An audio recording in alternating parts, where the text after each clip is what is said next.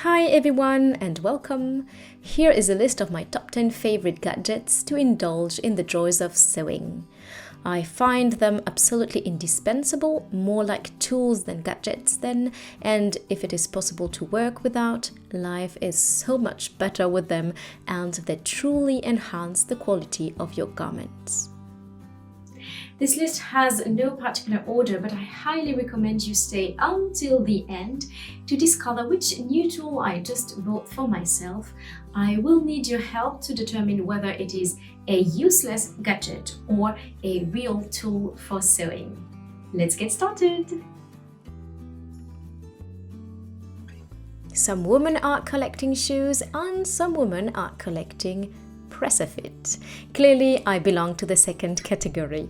The great thing about it, they all fit in one box, my jewelry box. Imagine the face of the thief who would get his hand on it.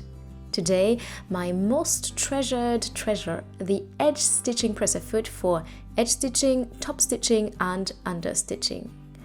Place the fabric against this little tongue thing there and just move the needle on the side at the desired distance. And there you have it, a perfectly straight seam at the perfectly steady distance from the edge. Let me tell you, my friends, this is so easy and enjoyable and very professional looking. We have to hand sew quite often if we want beautiful finishes or if we have to make quick alterations to a garment. Nothing is more frustrating than a thread that makes knots or frays wildly. To decrease the chances of your thread getting all tangled, we have to remember to work with a thread of good quality and also not to cut strands that are too long, wrongly assuming that this would save us time. Also, a great tip is to wrap your strand over a cake of beeswax. This will allow the fibers to really stick together, giving to the thread a coated aspect, sleek and smooth, which will prevent frays and knots. Just like a hair conditioner, if you will. Do not worry, there is no need to rinse your thread or your garment with vinegar. The wax will not make it sticky nor dirty. You have seen me using it countless times in my tutorials, and that's because I really am in love with this little sewing gauge. It costs very little money and it really saves lives. Or at least it makes mine so much sweeter by simplifying the completion of boring tasks like hemming really large curtains or the bottom of the full circle skirt, for instance. For this type of garment, the hem is so long that the scope and monotony of the work would indeed dishearten the sweetest and most resilient souls without the friendly help of this little sewing gauge. You just have to decide the desired width of your hem in inches or centimeters and to report it on the fabric at regular intervals without having to remeasure each time this very same width. The sewing gauge can also be used to measure the diameter of a button in order to sew a suitable buttonhole, and it can also be useful to add sewing allowance to your patterns, but truly in this case I much prefer using a transparent ruler such as this one. Of course, you will find a link to all these tools in the info box below.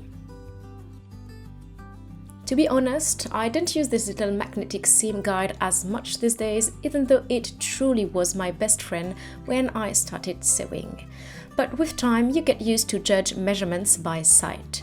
That being said, I am not fighting up for divorce yet, since I still use it from time to time when I have a rather unusual seam allowance to deal with. For instance, a really large one. Our sewing machines have some measurements indicated there and it's quite easy to use them as a guide, and you can also use colored tape. A third solution, very easy and practical, placing a magnetic seam guide at the desired length. The fabric will then slide against it at the right distance. Now, beware, suppliers recommend using it with mechanic machines only. I suppose that magnets and electronics do not mix well, and in this case, of course, it is useless to consider matching these two. I really wanted to include the HUMP jumper in this list, even though I already dedicated an entire video on how to use this amazing tool. tool. If you haven't watched it already, and I highly recommend you do so, the link is in the description box below. Believe me, you will not be disappointed, since this little tool will reconcile you at once with your sewing machine. You won't ever again be angry at her, since she will sew through many layers of fabrics like a queen, that is, with a straight face and even with a smile.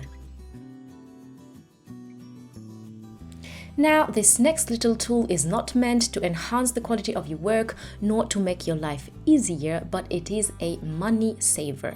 It allows us to use thread cones instead of thread bobbins, and therefore to pay a little less your thread per meter. Place the cone on the cone holder and then simply thread your machine the way you are used to. It is quite useful for colors like black or white or any other color that you are using very often.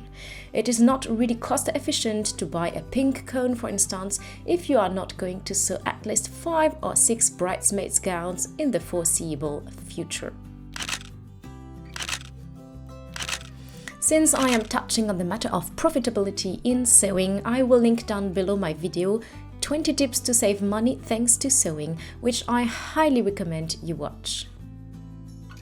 It seems that they are regular inhabitants of our sewing kits, yet I only discovered them recently thanks to a really sweet follower of this channel.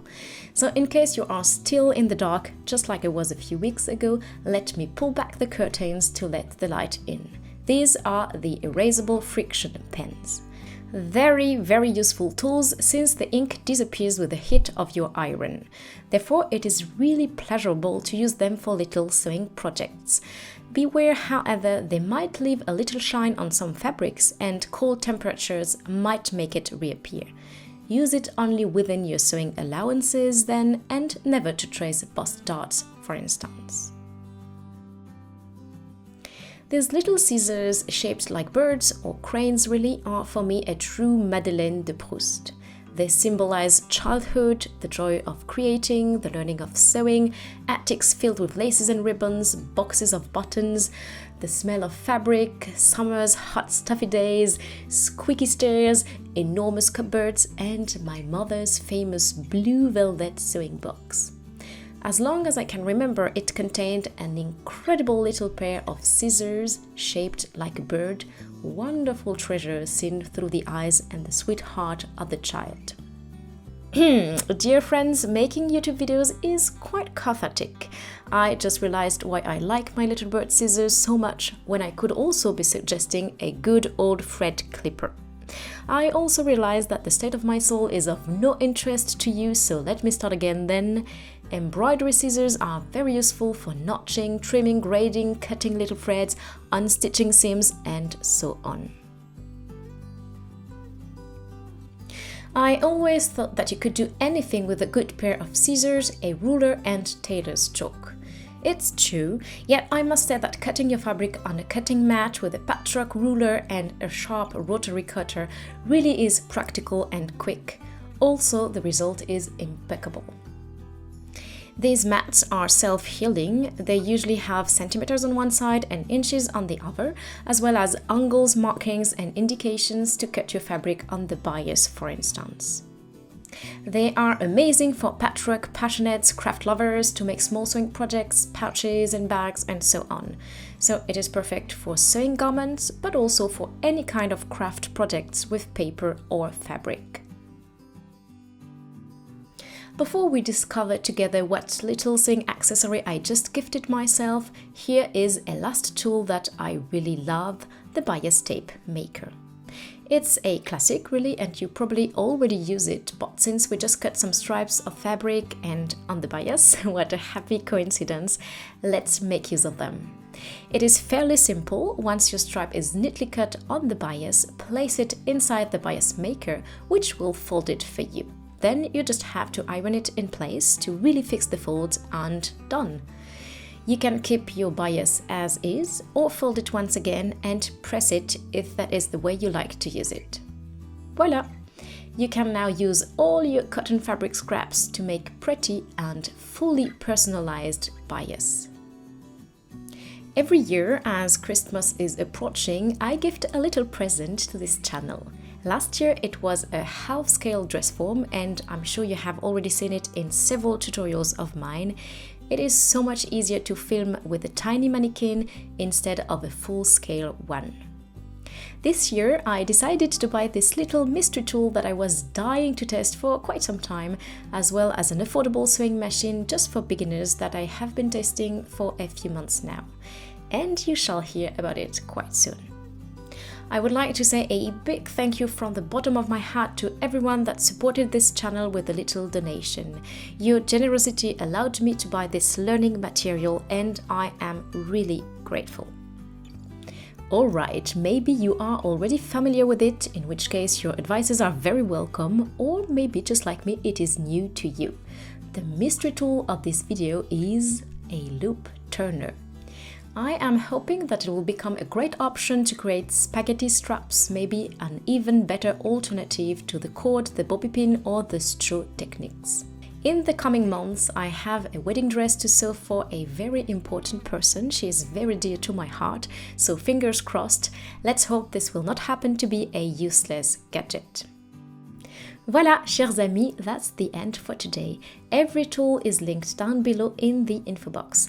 Please tell me in the comments what are your own personal favorite tools, and also I would love to have your feedback and advices on the loop turner if you already know how to use it. Thank you kindly, I love to discover new tricks and techniques, and I am so glad we get to improve our sewing skills all together. Bye bye! À bientôt!